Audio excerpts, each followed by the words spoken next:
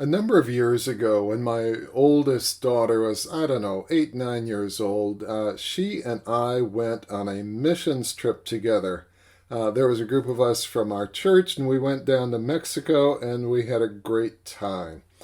Anyway, part of this missions trip involved helping out at a daycare. One of the things that a local missionary had done was set up a free daycare for the villagers so that the parents could work during the day, make enough money to support their family, and so they provided this free child care. So we spent some time at this daycare, and one of the things that just struck me about this daycare was the noon meal. This is probably the only food that these kiddos would get all day long.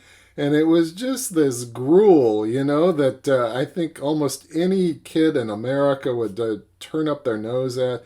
This is thin, kind of yucky looking gruel, but I noticed that when the kids prayed for their meal and they all prayed together and they all prayed out loud, they just prayed fervently, thanking God for providing them with this food. And it went on not just for a few seconds, but for several minutes. And I was just astounded by this. Anyway, I say all of that to convey this little story. My daughter and I were at the daycare one day, and the rest of our team was way at the far end of the village. They were involved in something else, and so it was just Liza and me at the daycare. And Liza, being 8 or 9 years old, was just able to mix in with the kids wonderfully. She had that universal language of play. And I, speaking almost no Spanish at all, was just kind of sticking out like a sore thumb. So anyway, I was doing my best to do what I could to help with this language barrier going on. And then all of a sudden, the director of the daycare, not the missionary, but the local director who spoke only Spanish, came to me, and I could see that she urgently wanted me to come with her. And I came into this other room, and here was this little boy writhing on the floor in pain.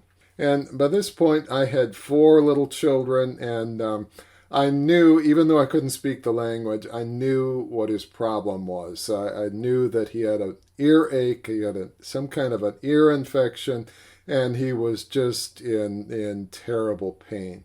And it was clear what they wanted me to do. I was the missionary. They wanted me to pray for this boy, pray for this child, and get God to heal him of this ear infection. And so here I am feeling really prayer anemic compared to everybody at this childcare facility. But I prayed and prayed and asked God to heal this little boy. And it seemed like the more I prayed, the worse he got.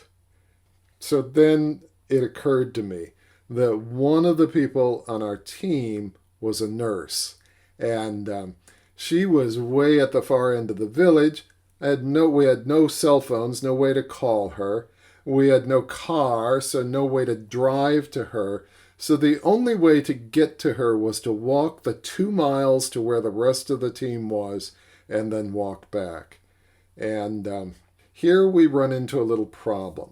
This village we were at was just crawling with dogs. And I historically have been afraid of dogs all my life. I'm getting better, and I have gotten better over the last several years, but I'm still not completely comfortable with dogs, and I certainly was the 20 years ago or whatever that this took place. So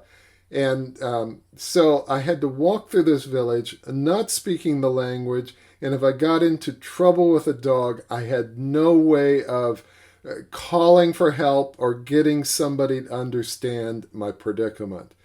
But it was clear this child was in pain, and the only thing that I could do to help was to walk to the far end of the village. And so this is where the miracle happened. I walked the 2 miles to the far end of this village to get the nurse, and I didn't see a single dog. And then When when the whole team was walking the 2 miles back, there were dogs everywhere. But then I was okay because I was with other people who felt comfortable with dogs and they could help me, and so I wasn't afraid anymore. By the way, when we got back with the nurse, she figured out the medication that the boy needed. He got the medicine that he needed. He started feeling better right away, and the whole problem was resolved. And so, anyway, what's my takeaway? My takeaway for you breakthrough leaders is this. Sometimes the miracle you pray for and the miracle you get are two different things. And that's not a bad thing. That's a good thing, because God in his wisdom sometimes gives us something better than what we ask for. I share lots of stories like these in my books, including my most recent book, Strap In. This could be a bumpy ride, The Inner Journey of Breakthrough Leaders. And I will leave a link to my books, my author page on Amazon.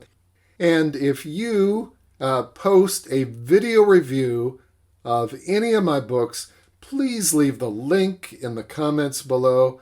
I would love to watch it, and if I like it, I will add it to the list.